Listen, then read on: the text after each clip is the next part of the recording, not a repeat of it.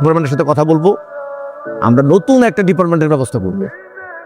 সেই ডিপার্টমেন্টের বিষয়বস্তু কি হবে? যে বিষয়ে আমাদের আরমান সাহেব পারদর্শী।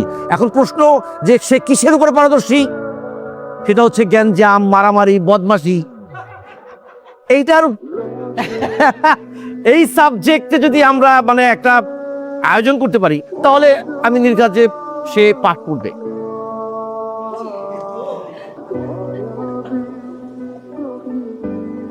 কিছু না, ফাজলামোর না একটা লিমিট থাকে, ঠিক আছে?